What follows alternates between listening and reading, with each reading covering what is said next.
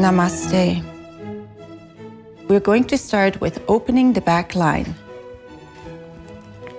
We're going to take this blanket and roll it up nice and tight, and you can make this roll as big as you like. We're going to stand on it, and we're going to open up the back line. This will open up our Achilles tendon area, the calves, the hamstrings, and we're going to just start with a little breathing. So take your hands and open them up to the center. Inhale. Nice deep inhalation. Exhale. We always breathe through our nose. And again, inhale. Full lungs, exhale. And one more time.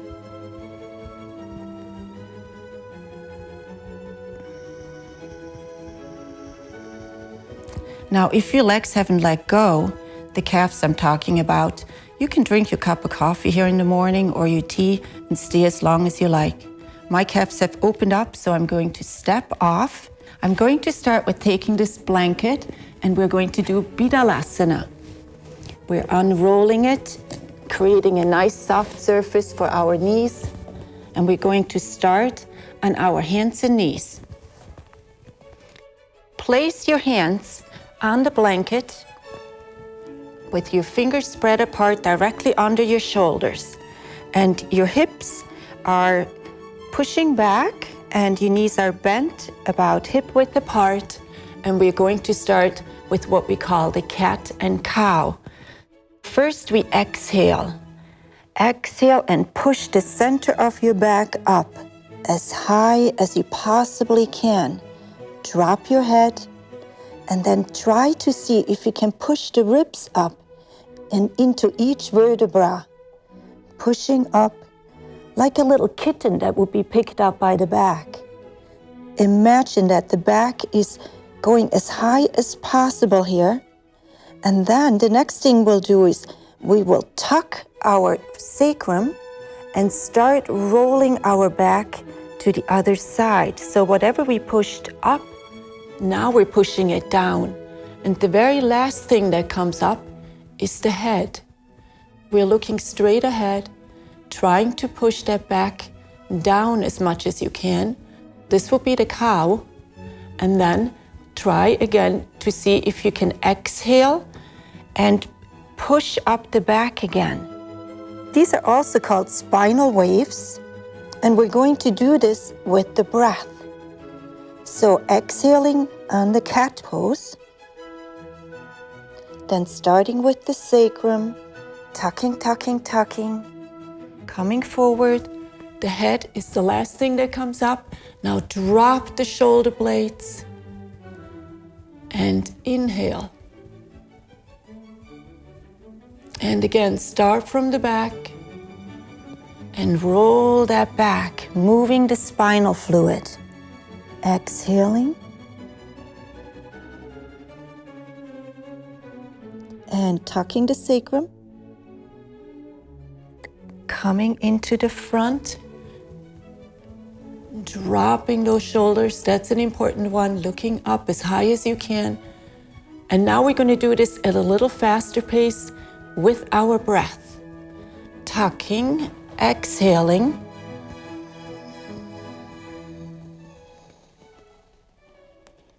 Untucking, inhaling.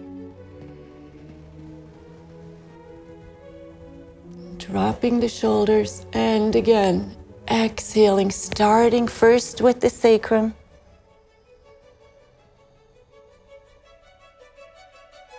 Pushing that breath out, inhaling. We really are getting in touch with our spine. That's the object here. Loosening up each vertebra, giving them a chance to be nourished by the spinal fluid. And exhaling again. Having the cat back. Now we're going to stay in cat back and we're going to lift the legs. So bring them up, and now try to imagine like you're bending around a tree trunk. So you're bringing your legs to the left as much as you can, and then look down on the sticky mat and bring your head over to the left as well.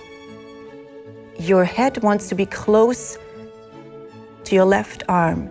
Your ear should almost be touching, or at least try to. So we are wrapping ourselves around the tree trunk. Keep breathing, and on every exhalation, we try to wrap a little bit further.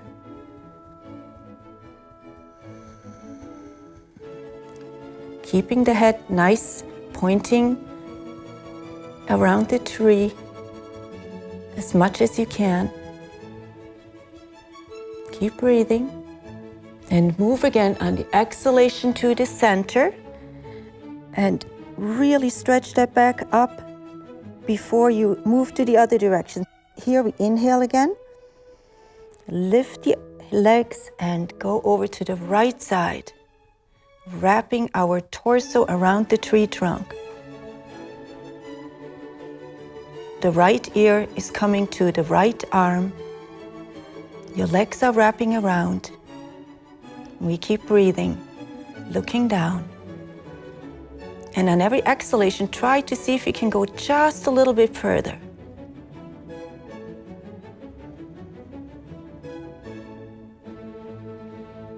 And we're going to bring this to a halt. And now we're going to twist the spine. Bring your right knee forward, your left hand forward, and we're going to twist to the right first.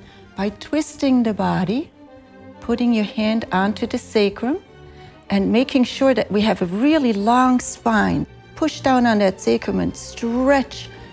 And exhale while you look up at the ceiling. Keep breathing and lengthening.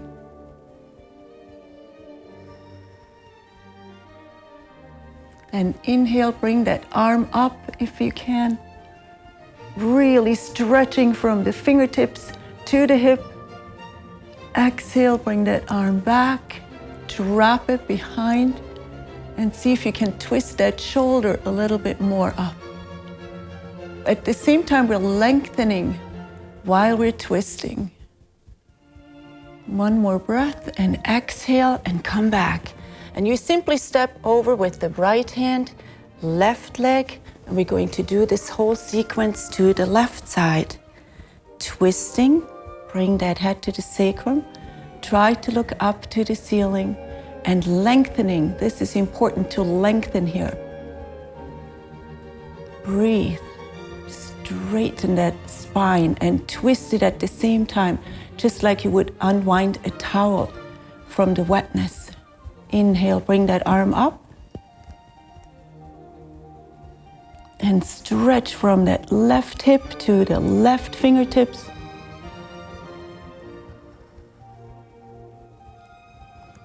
Inhale and move that arm back, behind your back, and see if you can twist even a little further. We always twist on the exhalation.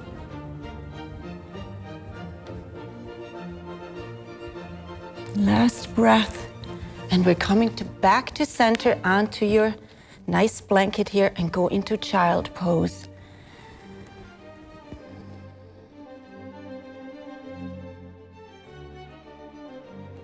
We're going to spend just a little bit time in child pose. Now, for those of you that have knee problems, which you might have, first of all, you could take more than one blanket here. Or the other thing you could do, if child pose here doesn't work, you just simply take a bolster and you rest in this position. I'm going to show you. You just simply lie down and rest like this.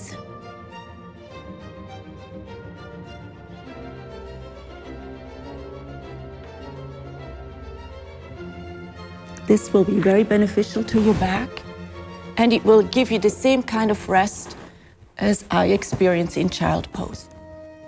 Now we're going to just fold this blanket back. We don't need it for the moment, but we can use it as support for our feet. And we're going into Adho Mukha Svanasana. Again, I like to do it with the block. That way we have to be very truthful with our fingers. If you hold the block like this, squeeze it right into the corners between that index finger and the thumb, you have already the right position here, and you just make sure that your middle finger is lining up, and then stretch those fingers apart as much as you can, and you happen to have just the right width as well if you use the block. We're going to bring those feet close to the blanket. We're going to lean back, and we're going to come up. Now keep your knees bent here for a little bit because we're going to move around first. First, we're just going to move and try to make circles with our knees. Keep breathing while you do that. So we're drawing circles, and to the other side, just loosening up the hip.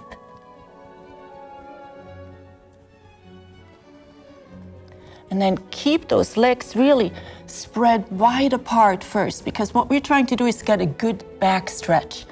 This is what we're working on right now, a really good back stretch. So we're dropping the head, keeping our knees nice and wide. Keep breathing. And then we come up as much as you can. Now, take your time. We can take our time here, one foot, the other foot, before we come to our maximum. Our maximum is different for everyone. It depends how much we've done yoga. So our blanket is supporting our heels, and we're trying to stretch our back as much as we can. And if you're just here, that's perfectly fine. We just want to make sure that we lengthen the back here, and then come back down. And now, I would like to show you, in case we have wrist problems, we can do this pose in forearm, with our forearms on the sticky mat. We're going to come back down like this and push up and do this dog pose on our forearms, which will take all the pressure off your wrist. What you want to make sure is that you press that wrist into the sticky mat and keep the elbows close together. A good measurement for that is just by being able to grip the forearms. If you can grip the forearms and then place those hands up, that will give you the right distance. And now I would love to go to the wall and show you how flexible you are and analyze your flexibility.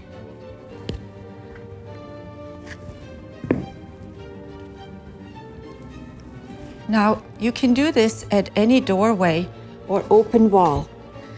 The way you're doing it is you lie down, stretch out one leg, and then put the other one up against the wall.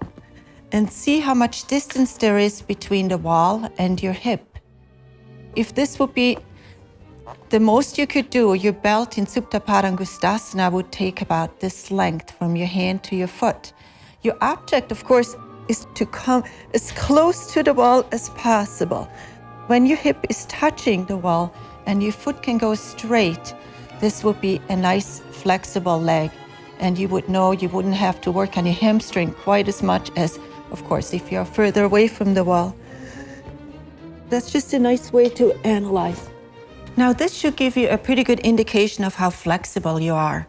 And now I would like to show you how to work on that flexibility. We're going to go into Supta Padangusthasana. We're going to take the blanket for softness, roll that out, and we're going to lie down. I'm going to take my belt here. I'm going to show you how to make a loop.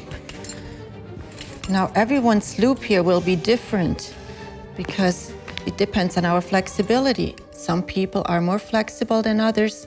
Some people are stronger. So you take that loop, spread it, and put it back into the second buckle.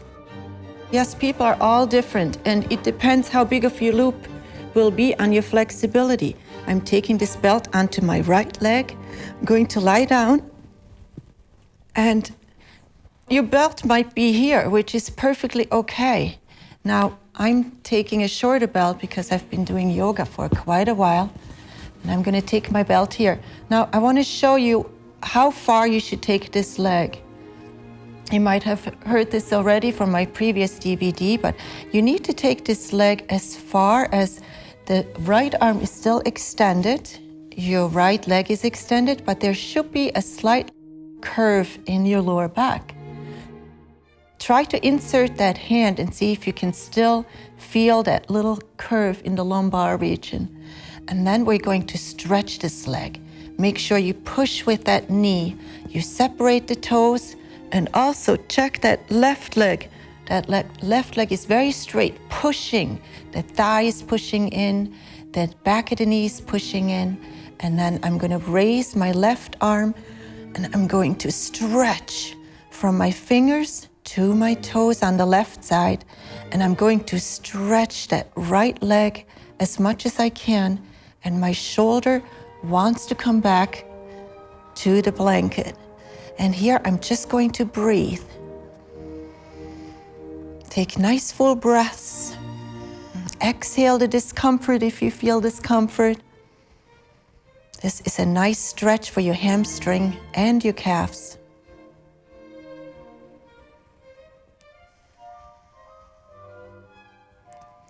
Last inhalation, and on the exhalation, I'm going to switch my hand. Left hand is holding onto the belt now, and I'm going to bring that leg over just in line with my left hip. Now this will stretch that outer hip right in here. And yes, it might be a little bit uncomfortable, but it really will do a lot for you. So take that right arm behind you and stretch diagonally. See if you can still separate the toes to the fingers, stretching diagonally, still making sure that you keep that right hip on the ground. And breathe, opening, working in the pose.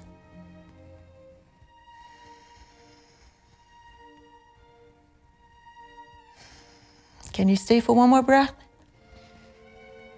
Great. Then I'm going to switch my legs. I'm going to take that loop into the left leg. Now you might need to adjust the belt because sometimes the legs are different lengths.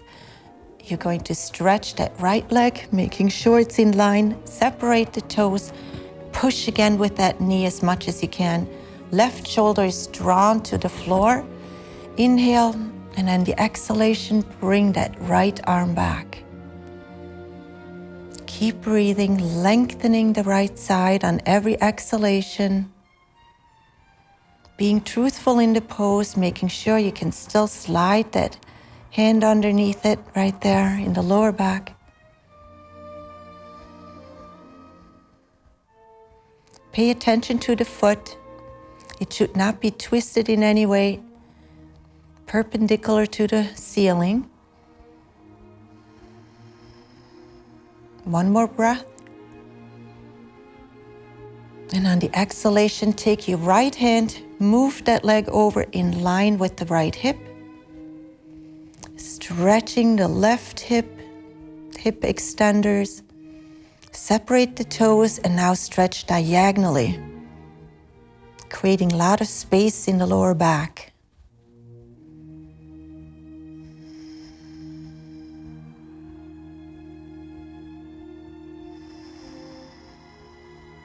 One more breath here. Last breath and let go. And now I'd like you to draw those legs in and make this loop bigger. We're going to take both feet. Actually, you know what? We don't even need a loop for this. We can take the belt this way. We can take the belt like that over the feet. The feet come together, and now you're going to slide both hands down until your elbows reach the blanket. And from here, I just would like you, now your legs might be here, that's fine. I'm going to use my legs right up here. And at this point, we're going to take an inhalation. And on the exhalation, we're going to pull our upper body up towards the ceiling. and we're pressing those elbows into the ground. We're creating space in the lower back, and we're just going to let go again. Take a breath in neutral and try again. Maybe adjusting your hands. Draw those elbows hard into the ground and pull that chest up. Pull it up as much as you can, lengthening the spine, expanding the chest area. Taking a breath by pushing those upper arms into the ground and letting go. Breathe in neutral. And one more last time, pushing the upper arms in and lifting the chest. This is a small move. We're not looking for a lot here. If we can lift a half an inch, we're good.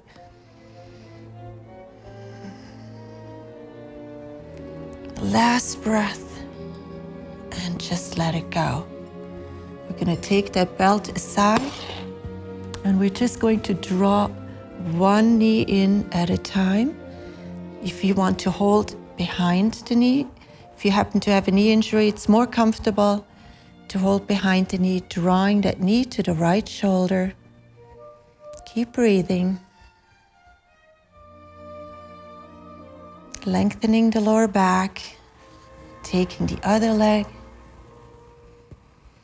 drawing it into the left shoulder.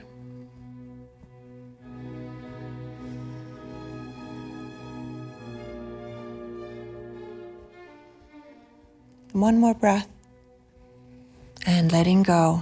And now I'd like to show you a twist. This twist, we need the bolster.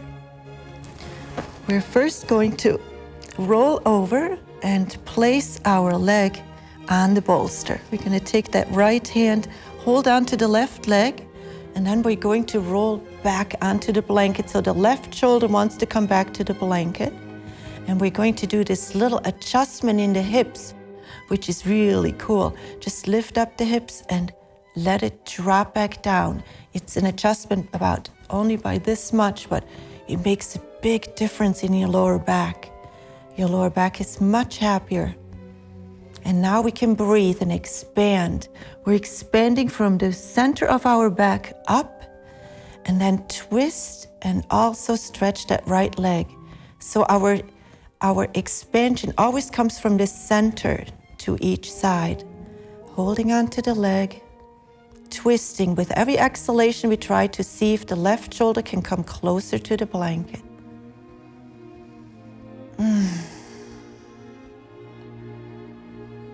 Let's take 3 more breaths here. Just relaxing. This is a gravity-fed pose. You don't have to work too hard.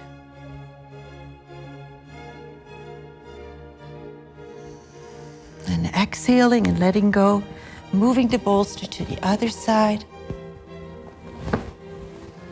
And placing that right leg onto the bolster, holding onto it with the left arm and bringing the right arm over our head. And the shoulder wants to come back to the ground as we're twisting. Now remember to just do that little hip adjustment.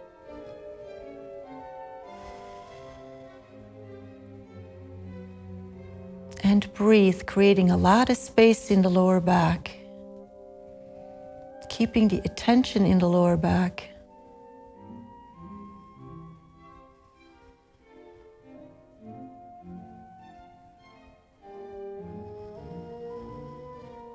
Two more breaths here.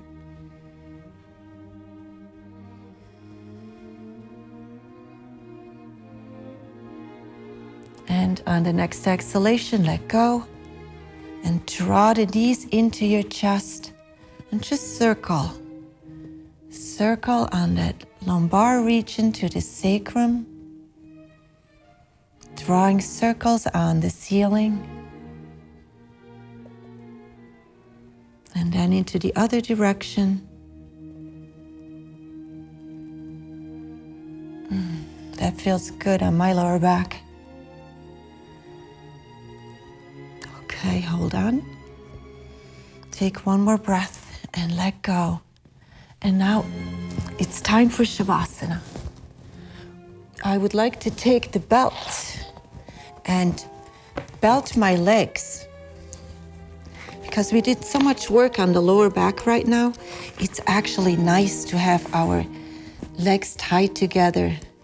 Might seem funny to you, but it really does something. It releases the lower back. So we take this belt high up on our hip and make it not too tight, just so you don't have to hold on or even think about the legs at all. I'm gonna fold them over the bolster. I'm gonna take my eye pillow and the sandbag. We just did all that lower back work. It's nice to have a little weight here on the lower back. So the very first thing we do here is lift up the hip, place our hands and just make sure the sacrum is tucked towards the heels. Then lift the right leg, fold it over the bolster. Lift the left leg, fold it over the bolster. And now we need to adjust the head to have a very long spine. We're going to pick up our head, place it back down, take the eye pillow and put that on our forehead and just roll it down. And now we're going to adjust the shoulder blades by bringing the elbow towards the navel, folding it down, and the left side as well, and just placing our palms facing up next to our body. Take a deep breath and exhale all the unpleasantness or negativity that you ever felt and let it go in one breath with a big exhalation. You might even want to sigh or yawn. Whatever it is, just get rid of it. And with the next inhalation, we're going to take everything that's positive in our life and let it stay in with us. You're going to swallow and then separate your jaw by moving it left and right. That jaw muscle is really strong and holds on sometimes. So our eyes are really soft. They're just floating, being protected by the eye pillow. Then the skin that you feel around your cheekbones is very soft, and that's the kind of softness we want to have in our face. Our teeth are barely touching and the tongue rests in the bottom of the teeth. Our lips are pulling from the center to the side and up in a pleasant expression. Then scan down to your throat, open that trachea, allowing the maximum amount of oxygen penetrating your lungs. Pay attention to the chest, how it's just raising and lowering in your own rhythm. We don't have to do a thing, the diaphragm takes care of that. We're taking some attention to the shoulders, to the upper arms. We want to have softness behind the elbows, in the wrists, and the fingers are curled slightly up. Draw the attention back to your heart region. From there, relax your stomach muscles, your hip, then the thighs and calves all the way to the tippy toes. Everything is relaxed. The entire body is integrating with your supports. And now focus back around the heart region, and that's where we're going to stay. We do not want the mind to interfere and present us with thoughts. That's why Shavasana is the hardest pose. We would like to quiet the mind. And if we can't get that mind quiet, just focus back on the breathing. Inhalation, exhalation. We like to quiet the mind. If it does present us with a thought, we're just going to say, nope, I'm not dealing with you. I'm going to spend 10 minutes in Shavasana. Not interfering. So that's what yoga is all about. It's to quiet the mind.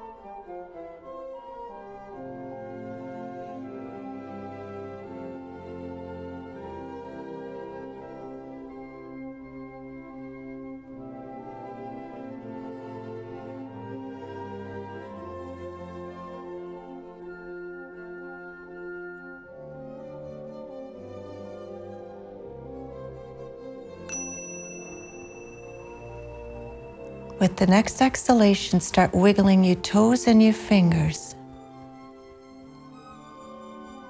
We're going to come out of Shavasana by stretching the arms back, stretching the legs, wiggling around a bit. And when you're ready on an exhalation, roll over to your right side and let all the props fall off of you. Curl up into a fetal position. Keep the eyes closed.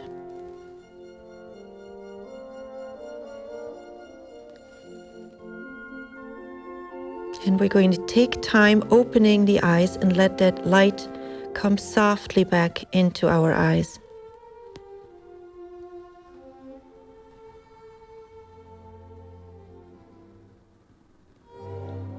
Take your time.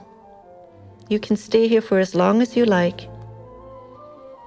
And when you're ready, use your hands and your arms to push yourself up.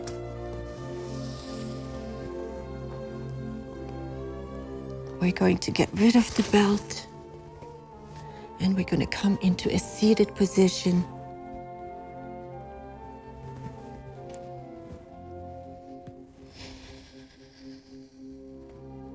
We're going to fold our hands in front of our heart. Namaste.